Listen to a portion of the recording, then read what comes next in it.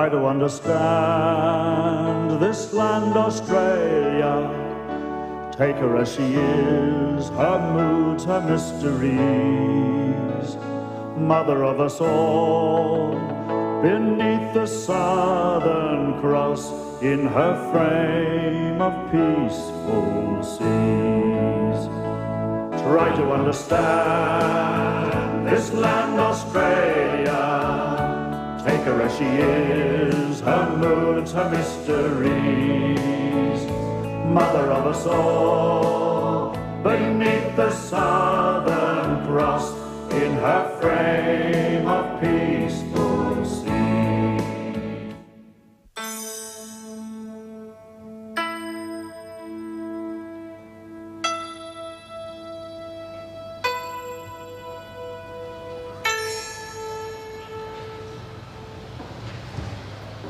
This may seem like an unlikely place to find an old bushie like me, but then this whole story is about a very unusual place.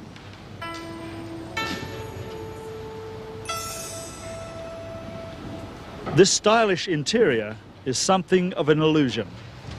That becomes clear as soon as you step outside into the heat of a blazing tropical sun.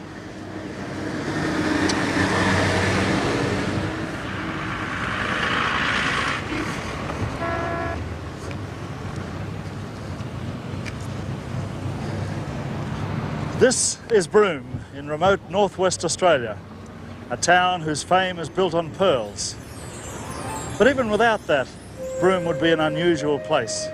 It's a town that specialises in the unexpected.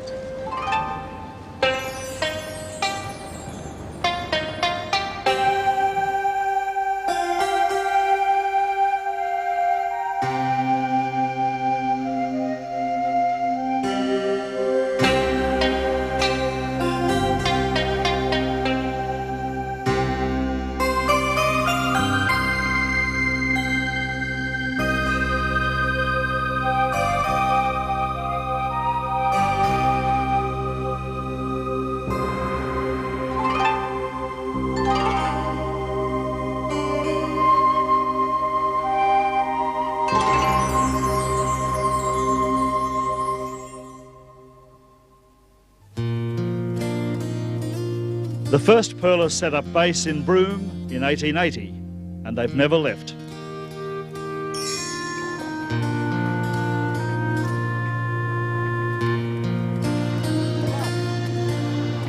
For over a century now, divers have combed these waters in search of South Sea pearl.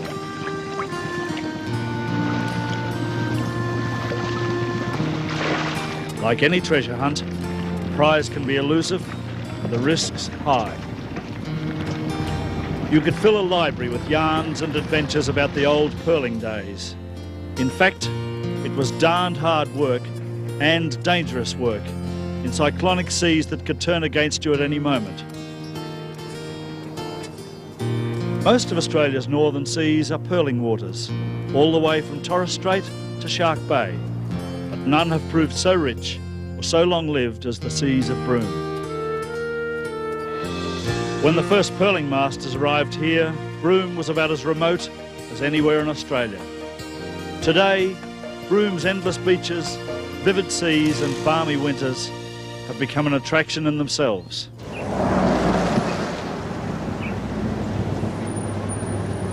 The visitor to Broome finds a town unlike anywhere else in Australia.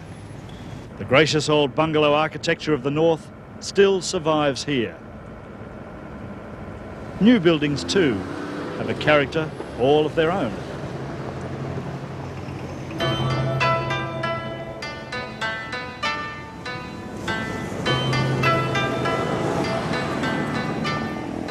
Broome's Asian connections date back as far as the town itself, a legacy of the pearling days. The main shopping centre still goes by the name of Chinatown. Even the telephone booths get into the act. But where you see the connection most of all is in people's faces.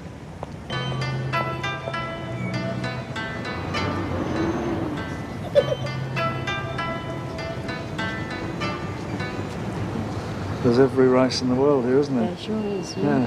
My husband's half Chinese and half Aboriginal. Yeah, and what's so your he blends in with his mum. And what's your background? I'm just South Island. Total South Sea. Do you ever work on the luggers at sea? Or? No. I've been on built on my bed. What kind of work? You're a desert man. You're not a saltwater man, are you? Hey? Over Broome's 100-year-old history, just about every race in Asia was drawn into the search for the pearl. Their descendants still make both the industry and the town one of the most multicultural in the world.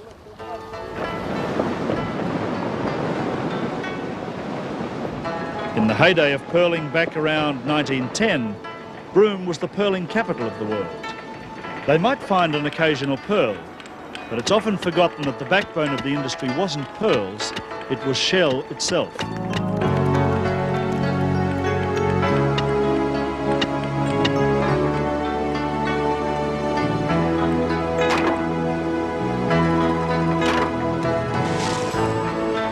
Mother of pearl was prized for buttons and studs, for inlay and for decoration. Broome supplied no less than 3/4 of the world's demand.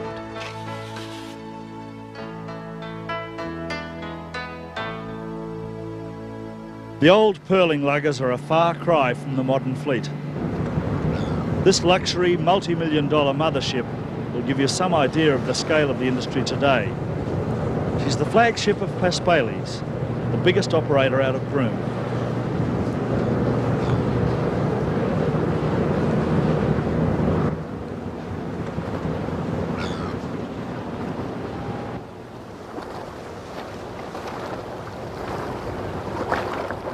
The ships of the modern fleet are 4 times the size of the old luggers. Gone too is the old hard hat style of diving. This is pearl diving modern style, using hooker gear, pioneered by Australia.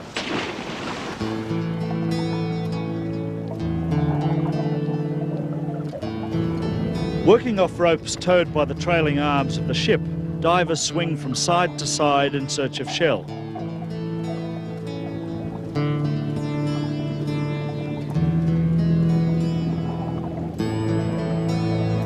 Even with modern methods, working in these muddy conditions is still hard work. Pearl oyster is as elusive as ever. It's still a treasure hunt, and a typical diving shift lasts from dawn to dusk.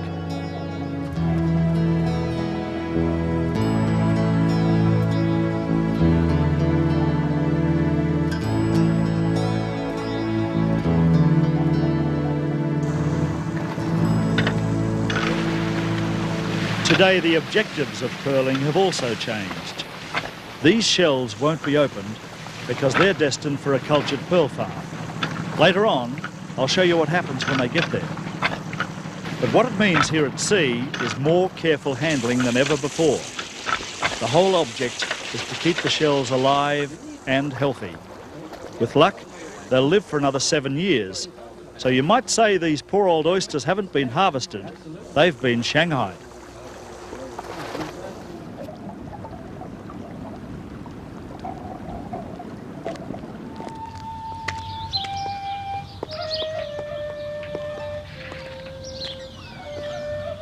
The Japanese cemetery on the outskirts of Broome is a sad yet striking place, typically Japanese in its simple use of natural stone.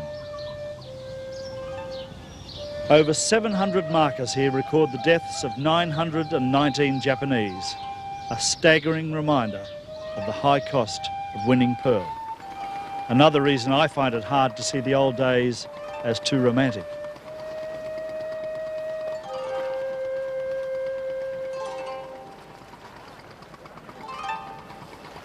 The era of hard hat diving lasted right through to the mid-1950s. That's when Yoshinori Maeda came here, one of the last of the hard hat divers and one of the many to fall prey to the diver's paralysis, the dreaded bends. Or when it get bent, get very sick. Feel like big pearl come up to stay, feel like stay here, then very hard breathe. In the water too. It's never come up 36 hours. Day and night. Day and night, yeah. Were you frightened? Oh, yeah, of course, frightened, all right. Yeah, I never forget that. Whole rows of these tombstones record literally hundreds of deaths from the bends. I was looking for one in particular. The person I'd written a song about. A diver named Nakamura. Oh, here is. This is the one, eh? Yep. This is Nakamura Nakamura. Tandani, Tandami, is it? Tandami. his tombstone. His tombstone. Yeah. When I wrote the song, they told me that he died from the bends. Is there anything to say that? I think so. I think he got bent too because it's all over place around here. Tombstone is 1916. It was the bad year. Yeah, bad year. When the luggers all sailed away from Roebuck Bay on that fateful day, the diver on the B-19 was Nakamura. Not yet 21, from the land of the rising sun, his homeland was the island Okinawa. In the deepest holes of the Lasapede shoals to fulfill the pearling master's goals went the diver from the B-19, young Nakamura. His quest for the lustrous pearl as strong as his love for the beautiful girl he'd wed when he returned to Okinawa. But it's goodbye now, farewell. Say goodbye to Okinawa, for today they'll bury you in West Australia. You will never be as one with the land of the rising sun. Sayonara, sayonara, Nakamura. From the west came a tropical squall, and the mercury began to fall. 40 fathoms deep was Nakamura. Set sail, no time to stage, for the storm began to rage. So they dragged to the surface the boy from Okinawa. The agony's in his eyes, an old Malay man cries. He knows that the bends have got young Nakamura. Helplessly they cursed as the diver's lungs near burst, and he died on the deck, the boy from Okinawa. And it's goodbye now, farewell. Say goodbye to Okinawa, for today they'll bury you in West Australia. You will never be as one with the land of the rising sun. Sayonara, sayonara, Nakamura.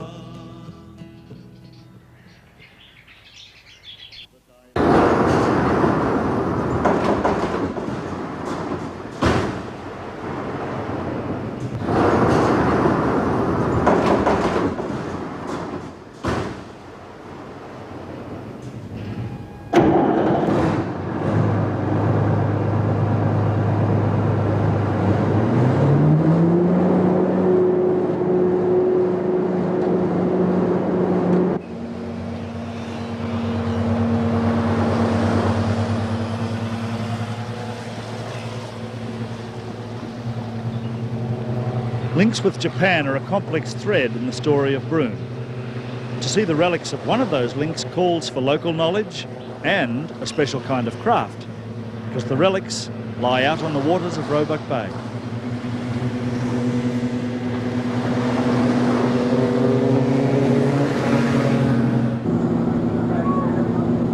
Kevin Garston is taking me to see reminders of another time when the Japanese came to Broome. They came to dive, but not for pearls. In March 1942, Japan launched an air attack on Broome.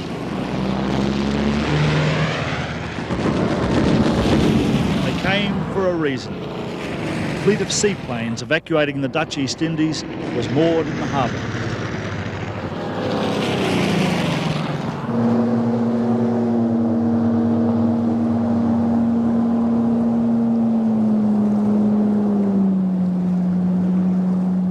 Only on the very lowest tides, just a few times each year, does the water fall back enough to reveal the last remnants of the raid. When the Zeros left, 16 flying boats had been destroyed, 70 people were dead. These relics are a stark reminder of one of Broome's darkest hours.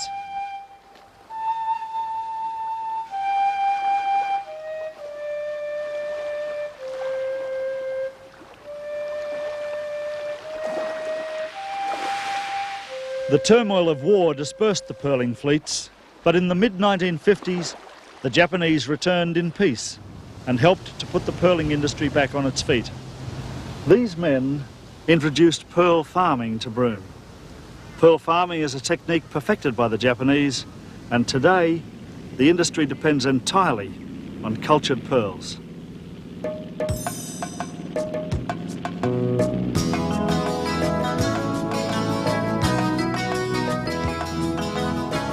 Today, Broome's modern pearl farms are strung out all along the coast. I'm going to take you to one of the most remote, 200 kilometres north of Broome. There's not a lot to see on the way, but there's a reward at the end.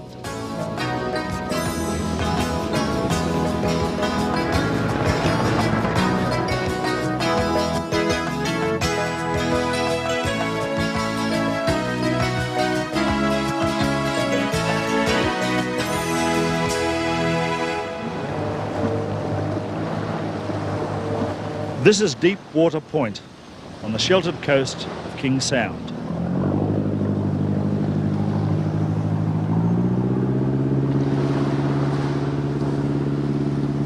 The pearl farm is an extension of nature, with a difference. The shells we saw harvested at sea end up here. Each line of buoys marks a line of oyster baskets. Somewhere down there are 50,000 shells, each one hopefully busy making a pearl.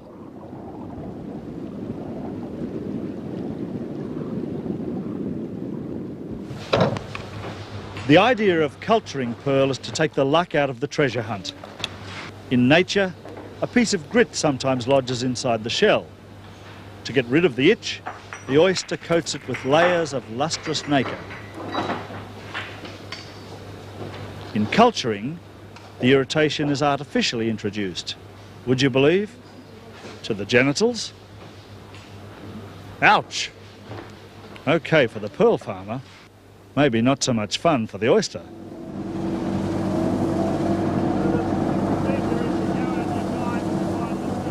The pearls will take over a year to form. Meanwhile, the oysters don't just stay in the sea. Every 6 weeks or so, they get a wash and brush up.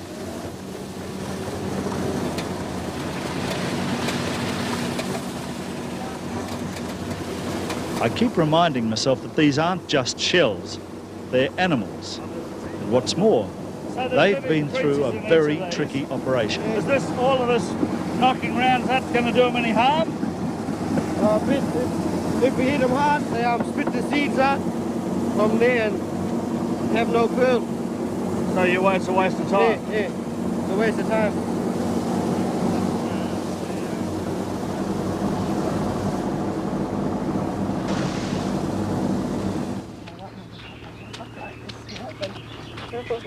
Beverly Kinney and Snowy County co-manage Deepwater Point Pearl Farm. It's still more than a month from harvest time, but Snowy agreed to open a couple of shells just to prove there really are pearls inside.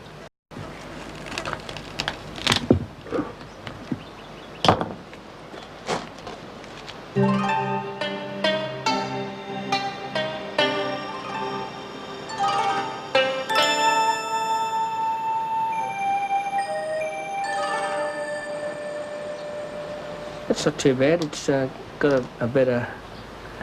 10, 11 millimetre. It's better shine than the other one. Yeah, could be 12 millimetre. Watching Snowy and Beverly pop pearls out of oysters really made my adrenaline run. Lusty. Have a look at this one, Ted. I couldn't help thinking that the very next oyster might hide a fortune.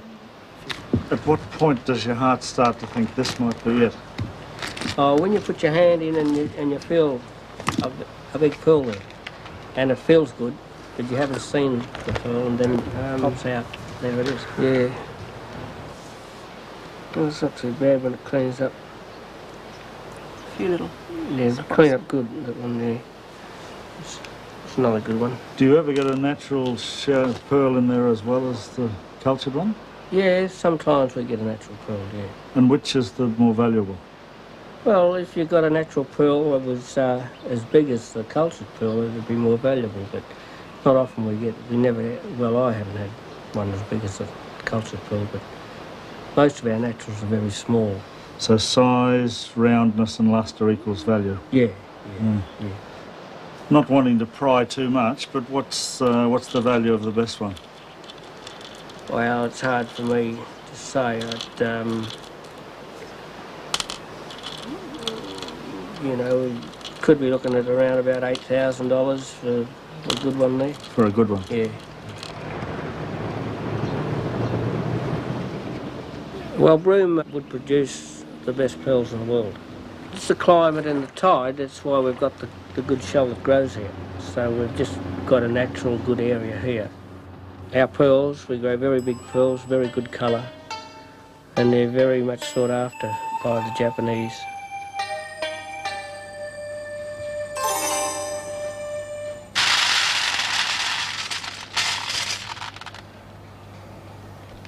The pearl harvest itself brings buyers to Australia from across the world. It's an incredible sight. On this table alone are millions of dollars worth of pearls.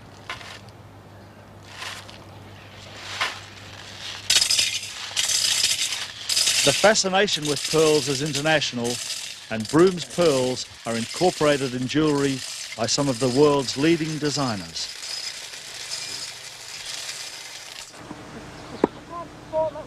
Running a pearl farm means living in some isolated places. But Beverly Kinney's managed to turn that to advantage. She's created a unique kind of lifestyle out here, although it's still very much Broome style too. I wanted to build right on the rocks. I just love it. It gives me, I don't know how many degree angle of scenery that I can wake up in the morning and be and see whichever area I want to be in.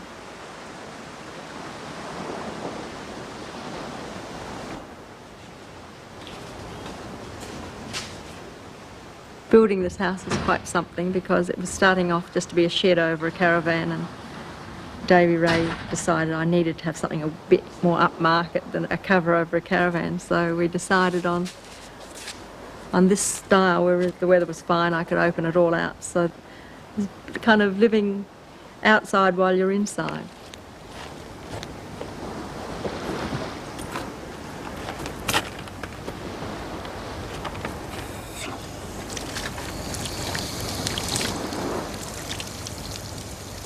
Not many showers boast a view quite like this, but for Beverly, it typifies a personal freedom that she sees as the very spirit of Broome itself. I describe Broome in 3 adjectives. Romantic, because of the long pearling history. Cosmopolitan, because of the people it's drawn from all over the world and the mixtures of races that was brought about by the pearling industry. And unpredictable, because no one really knows what to expect from Broome when they first arrive here.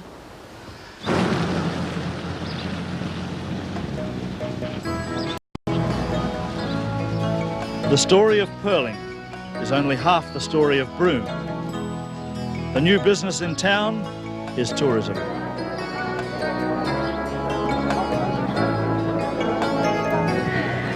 Some of the attractions are new and some are older than Broome itself. In fact, ageless.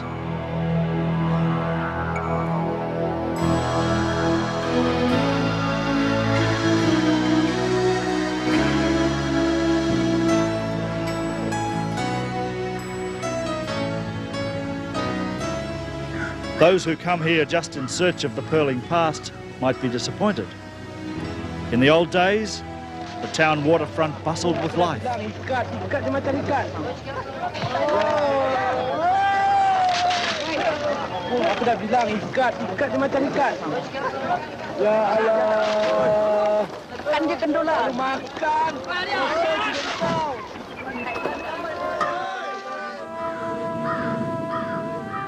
Today, apart from the last of the old pearling wharves, there's not a lot to see along the old waterfront. The bigger, modern boats can't get up these narrow creeks. If anything, it's the new pearl emporiums that do most to conjure up the past. Although these restored bungalows also remind you that the old pearling masters really did live in style.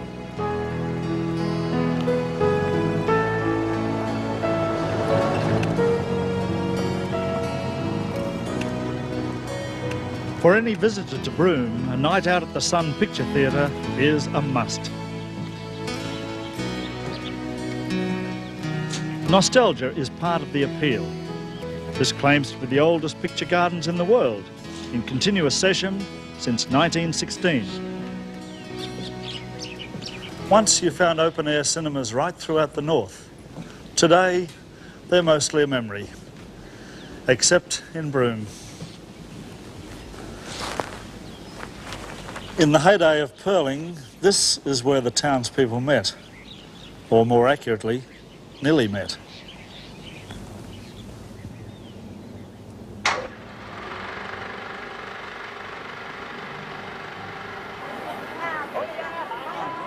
Racial groups sat apart.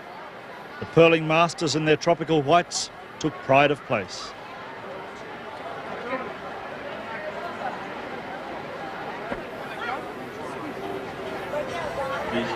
It would be hard to find a better place to watch a movie on a balmy tropical night, but an outdoor cinema does have its drawbacks.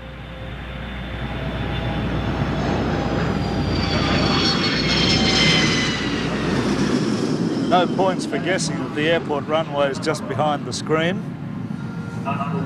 Meanwhile, back at the movies, watch for the leading man. He's terrific. The old lighthouse cottage on Broome's Ganthium Point is a relic now, but the light still flashes and it points the way to a much more ancient relic, and a very strange one. It's a remarkable natural phenomenon, but you can only see it when the tide goes right out.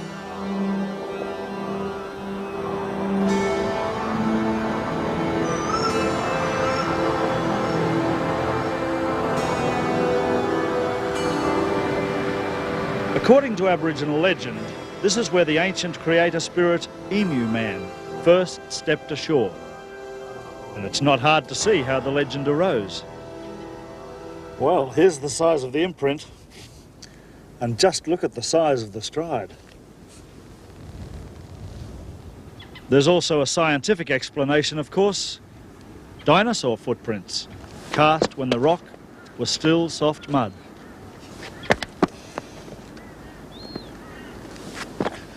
And if you think Emu Man's stride is big, try dinosaur hopscotch. A million years from now, people may wonder what caused these footprints in the sand.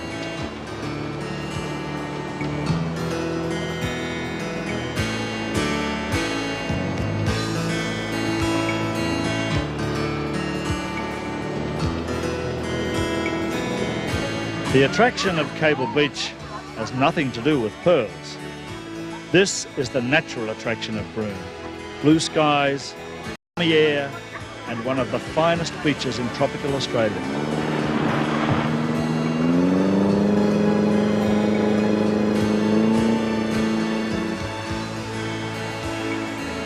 A timeless appeal, to which the camels add a touch of fantasy.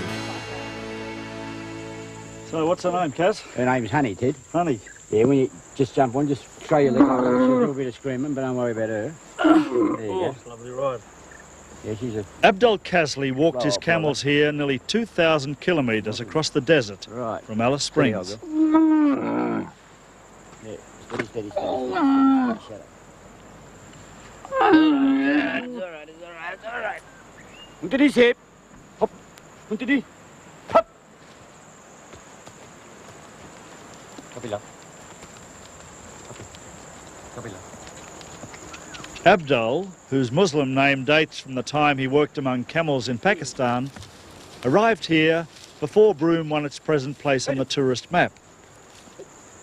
It was a time when hippies, so-called, had already discovered the magic of these dunes. Well, one time we had 500 or 600 people camping through here. Broome was known for a while here. I think it was written in the Western Australia. We were the dole capital of Australia. You know, you come up here and there's a bit of sun and a bit of sand and you didn't have to worry about paying for your heating. What sorts of things did they do? Laid on the beach, you know, had a good time, basically. And you were one of them? Yeah, I was a working member. I had a team of camels there, you know. I was a water carter for a while.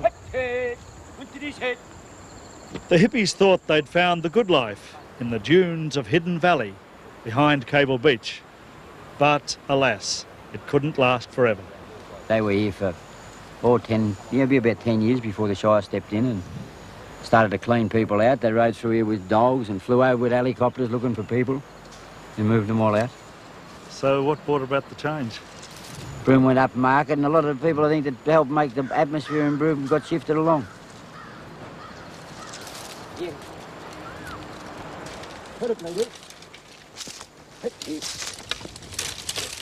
When Broome was a sleepy backwater, the hippies were welcome enough on Cable Beach. But times have changed. Broome wanted international tourists and the shanty town had to go.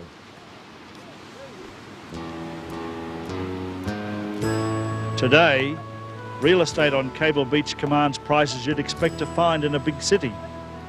And it's on the dunes above the beach that the new Broome really starts.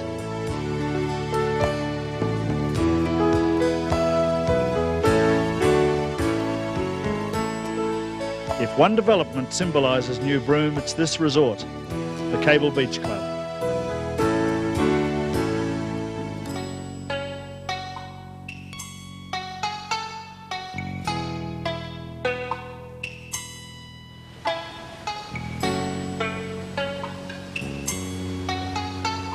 Cable Beach Club is an impressive resort, Broome-style architecture with a touch of fantasy thrown in.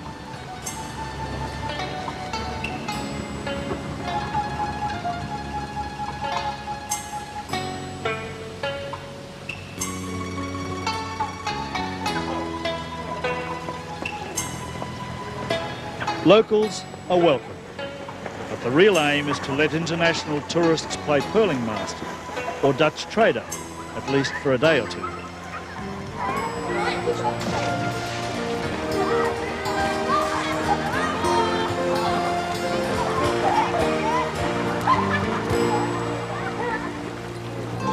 To help the illusion, most of the furnishings are authentic, collected from all over Asia.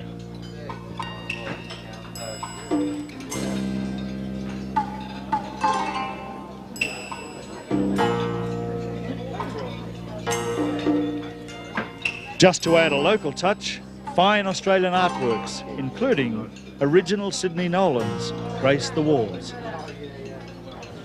This club, like so much that's new in Broome, is the inspiration of one man, the British Lord McAlpine, the 30th richest man in the world.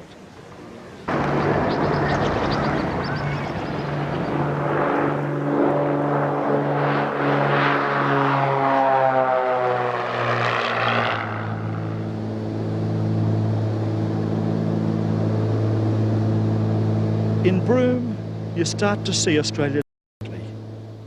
Less like this, and more like this. Broome is much closer to Asia than it is to Perth or Sydney. Australia shares the seas off Broome with Asia. We also patrol them.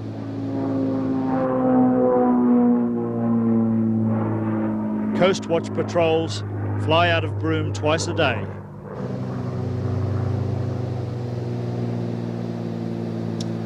This gives me the chance not only to look and feel like Biggles, but to show you some of the wild and spectacular coastline further north. It's territory that you can really only see from the air. These flights, by the way, are manned by civilians under government contract. Not a bad job if you like a taste of adventure. Not too much twisting and turning for you, is it, Ted? No, I'm loving it.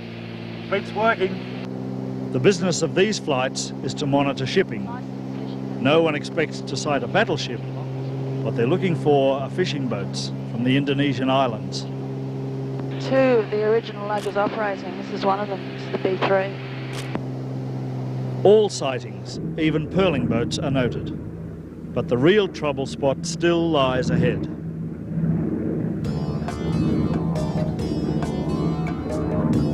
On a Coast Watch flight north from Broome, the real bonus comes as we swing out across King Sound. This is my chance to get a bird's eye view of the Buccaneer Archipelago, an almost uncountable chain of rugged islands. They're seldom seen and even more seldom filmed. What a magnificent sight. It strikes me that you'd never get sick of a view like this. But I wonder what a regular coast watcher thinks. I think, Ted, that what's great about the islands is they're never the same. They look completely different on a high tide to what they do at a low tide. And different times of day give different light effects. And of course in the wet they're beautifully green and you've got all these waterfalls.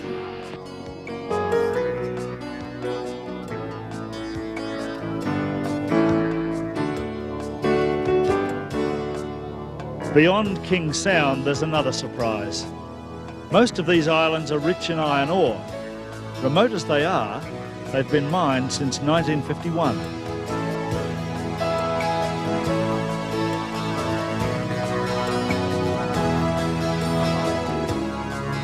Cockatoo Island is an unexpected mixture. Old iron ore mine at one end, an exclusive tourist resort at the other.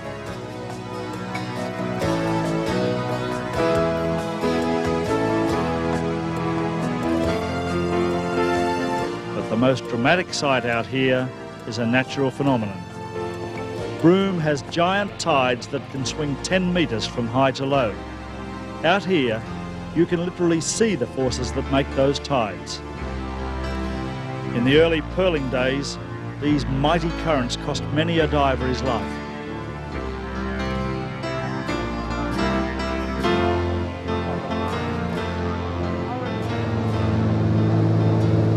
There's so much to see you could forget that the Coast Watch is here to work. This is the business end of the trip. An illegal fishing boat could be anywhere down there, and they're hard to spot. Well, the mangroves there. Coming up now to 9 o'clock.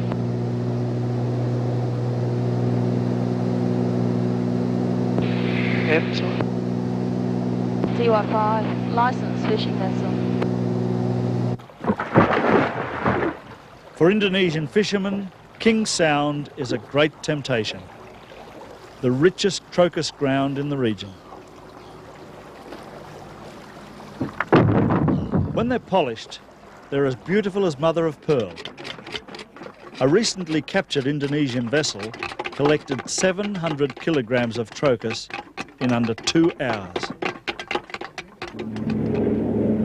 Looking for the boats is like trying to find a needle in a haystack, and things aren't getting any easier. Oh, they're really getting very clever now. They're cutting their boats down, they're cutting their superstructure down so that they're very low in the water, so they're difficult to see, and they're painting them this dirty rock colour, so that if they're moored against an island, they're almost invisible. Also, instead of cutting off the mango branches to put on the decks, which meant that we could pick the dead vegetation, they're now just bending them over and tying the tops so that the branches still look green. The other thing they do, which is a very new one, is that they go into the mangroves at high tide and tie the boats to the trees so that when the tide goes down, the boats are virtually standing vertically in the water. So I don't know what else they'll come up with, but they're doing pretty well.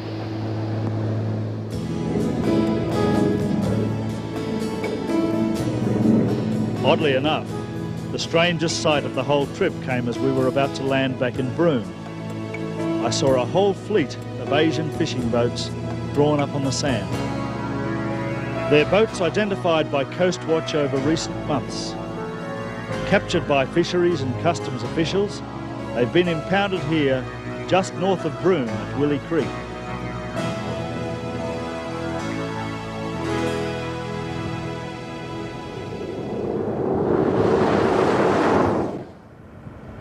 Those boats are such an intriguing sight. I want to go back for a closer look.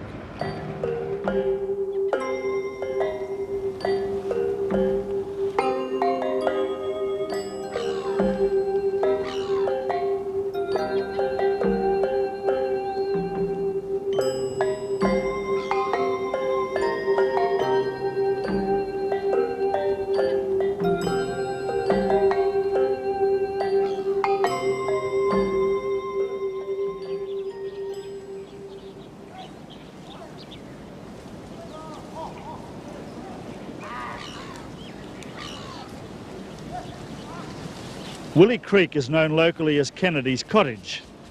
Craig Kennedy's grandfather, Unsinkable Kennedy, found this magnificent spot, and he brought the old shack out from town by truck. Today, the cottage surveys both an unspoiled tidal beach and the captured fishing boats. And how equipped are they for, say, a long period of sea in terms of water and food? Among other things, Craig Kennedy has become a kind of unofficial commodore to the impounded fleet. And so this is the one made from teak, is it? This one here? Yeah, that's Taiwanese junk. What's the story of it? Well, I was on charter out at Rolly Shoals in Sea Life 2 years ago, and while we were out there on charter, this junk turned up. We watched it and we told ACSC we suspected it was going to clamfish, which is what they ended up doing. So it's pretty well built, the old junk, isn't it?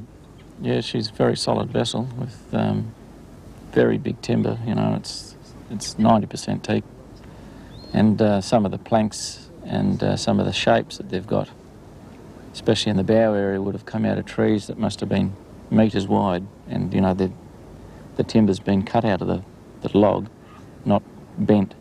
It's been actually hewn out of a solid log. So it's certainly got, you know, tremendous timber in it. Looks as though it'd be remarkably seaworthy too.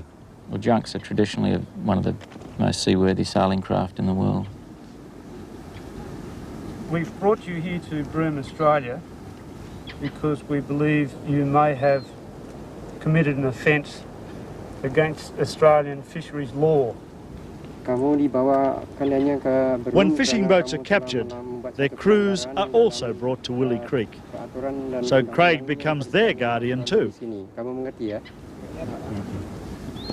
While you are here at Willie Creek, you are under our directions, that is the direction of this man, myself and Tawn Kennedy.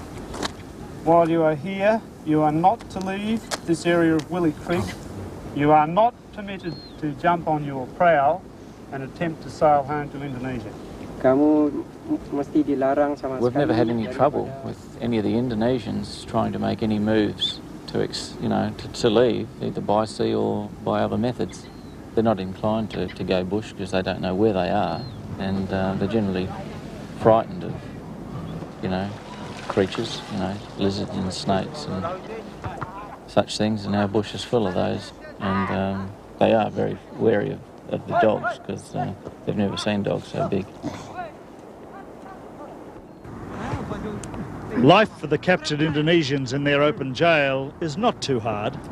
In fact, it all seems very amicable. They will be returned to Indonesia. But maybe we should sign up this version of Maradona for our soccer team.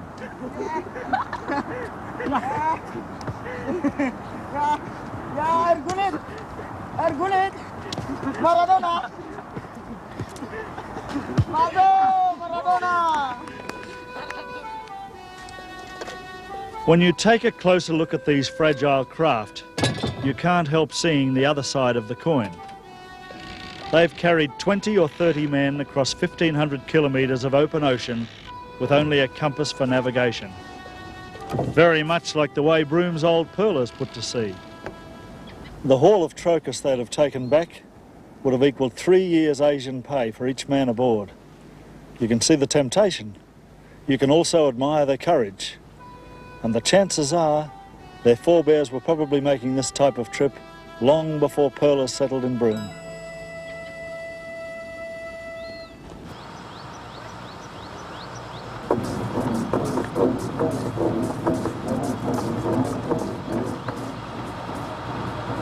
Broome, past or present, has always been a town of the unexpected. So who really knows what lies in her future? It'll only take an international airport to make Broome a natural stopover on the world's tourist routes. In fact, that's what the new resorts are banking on.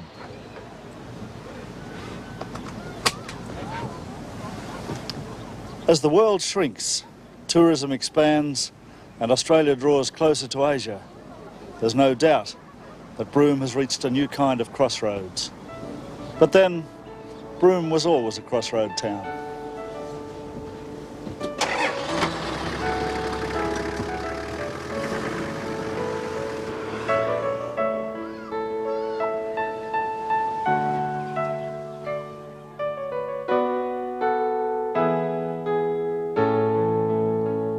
Try to understand this land, Australia. Take her as she is, her moods, her mysteries. Mother of us all, beneath the Southern Cross, in her frame of peaceful seas. Try to understand this land, Australia. Take her as she is, her moods, her mysteries. Mother of us all, beneath the sun.